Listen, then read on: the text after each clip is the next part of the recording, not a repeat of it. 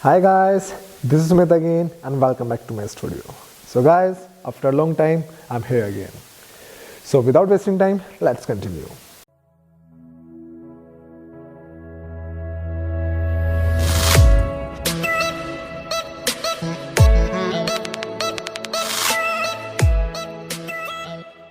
So आज का जो टॉपिक होने वाला है वो है रिपब्लिक डे। टॉपिक नहीं, डिस्कशन। यस गाइस, आज हम डिस्कशन करने वाले हैं टुवर्ड्स रिपब्लिक डे।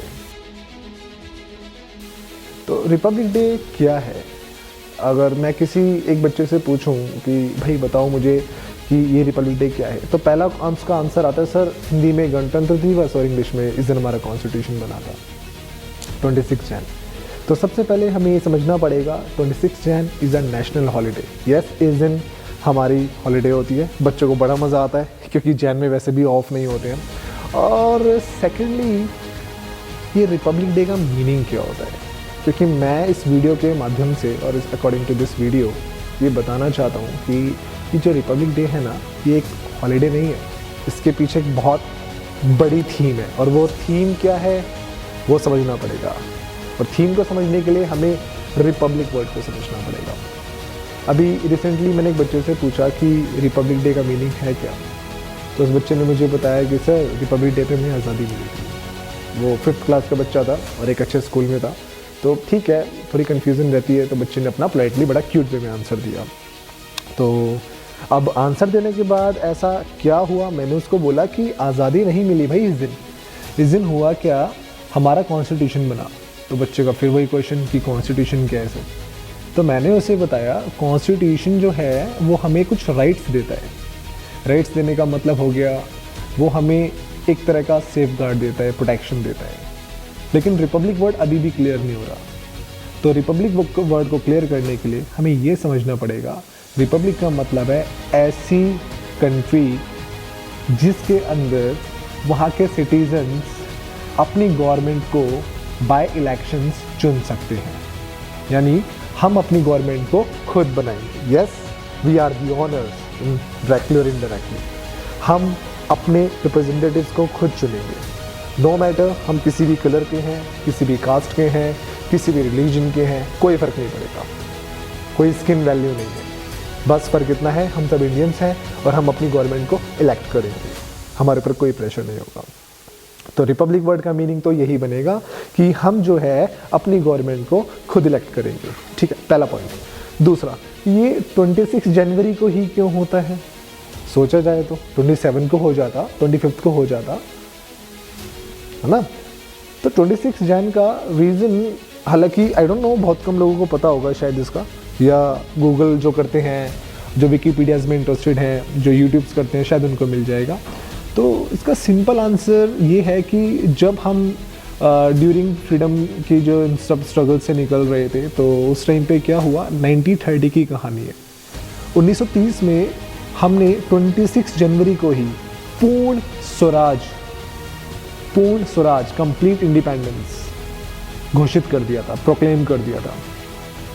इसीलिए हमारा जो ये कॉन्स्टिट्यूशन बनना मतलब अडॉप्ट किया था जब हमने, तो वो था 26 नवंबर 1949। लेकिन उसको रेगुलेट करने में, एग्जीक्यूट करने में, उसे लागू करने में जो आया डेट, वो आया 26 जैन 1950। यानी इस दिन हमारा संविधान बना था, जो कि बहुत बहुत बहुत क्रूशल डे था हमारी कंट्री की। तो ये तो मुझे भी समझ में आ गया कि ओके, रिपब्लिक का मतलब हो गया हम इलेक्शंस के थ्रू अपनी गवर्नमेंट को चुन सकते हैं। हाँ, रिपब्लिक के थ्रू हमें बहुत सारे सेफ गार्ड्स मिलते हैं, हम बहुत सारे हमें कॉन्स्टिट्यूशन के राइट्स मिलते हैं।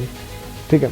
और दूसरा समझ में आ गया कि हाँ भाई 26 जैन को ही हम क्यों सेलिब्रेट करते हैं। लेकिन गाइस एक प्रॉब्लम है, मुझे ये भी नहीं पता कि मैं फ्रेम में आ रहा हूँ नहीं आ रहा इस टाइम पे, बट एनीवेज हम करेंगे।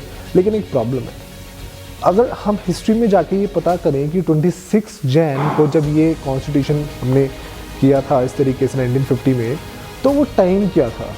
तो टाइम की अगर बात की जाए तो टाइम था 10:18। यस गाइस, 10:18 पे ही वो टाइम था जब इसको घोषित किया गया था। अब ठीक है, ये भी समझ में आ गया टाइम भी समझ में आ गया। लेकिन अब क्वेश्चन है कि ये 26 जैन को, ये जो हमारी रिपब्लिक डे की फॉर्म में हम इसको सेलिब्रेट करते हैं, नेशनल हॉलीडे जो है, तो ये क्यों है भाई? मतलब इस दिन क्या हो रहा है ऐसा? तो अगर एक सिंपल लेमन लैंग्वेज में समझाऊँ, बिल्कुल सिंपल लैंग्वेज में, तो हम सबको पता है परेड्स निकलती हैं। परेड्स इंडिकेट्स हमारी स्ट्रेंथ बोले तो जस्ट लाइक वेपन्स, हमारी आर्मी, हमारी नेवी, मिलिट्री, ये सब चीज़ें हमारी स्ट्रेंथ शो करती है, हमारी कंट्री की स्ट्रेंथ कितनी है। लेकिन इन्हीं के साथ साथ ना एक और चीज़ भी है, अवार्ड्स। इस दिन अवार्ड्स दिए जाते हैं। और जब अवार्ड्स की बात आती है तो मेरे को एक किस्सा याद आता है। ये किस्सा है मनोज पांडे का। आई थिंक सबने मूवी देखी है कारगिल, उसमें मनोज पांडे का बहुत बड़ा डिस्क्रिप्शन है। मैं उसका बहुत डाई हार्ड फैन हूँ, एक्चुअली वो सुपर हीरो है फॉर मी। तो मनोज पांडे का सीन क्या था? मनोज पांडे गोरखा रेजिमेंट को बिलोंग करते थे और मनोज पांडे ने अकेले पाकिस्तान के 4 बंकर्स को, मतलब अकेले उसने विद हिज टीम मेंबर्स खत्म कर दिया। ओके ठीक है, लेकिन ठीक है, बहुत सारे हैं ऐसे। आजकल तो हमारे ट्रेंड में शेरशाह भी चल रहे हैं, जो कि एक बाकी में काबिल तारीफ़ है। तो लेकिन मनोज पांडे ऐसे बहुत सारे होंगे, तो फिर मनोज पांडे में स्पेशल क्यों है? हम उसका नाम क्यों ले रहे हैं? क्योंकि जब मनोज पांडे का एनडीए का एग्ज़ाम था, यस गाइस, जब उनका एनडीए का एग्ज़ाम था, तो उनसे पूछा गया तुम क्या करना चाहते हो, तुम्हारी लाइफ में तुम क्या अचीव करना चाहते हो। तो उनसे बहुत सिंपल वर्ड्स में उन्होंने अपने फॉर्म में लिखा, परम चिकरू। तो जब उनसे ये पूछा गया कि अपने एग्ज़ाम फॉर्म के अंदर कि तुम क्या अचीव करना चाहते हो, क्या करना चाहते हो, तो उन्होंने बड़ा ही सिंपल अपने उस फॉर्म के अंदर फिल करा, परमवीर चक्र। इट मीन्स उन्होंने एनडीए के फॉर्म में परमवीर चक्र लिखा कि मुझे परमवीर चक्र चाहिए।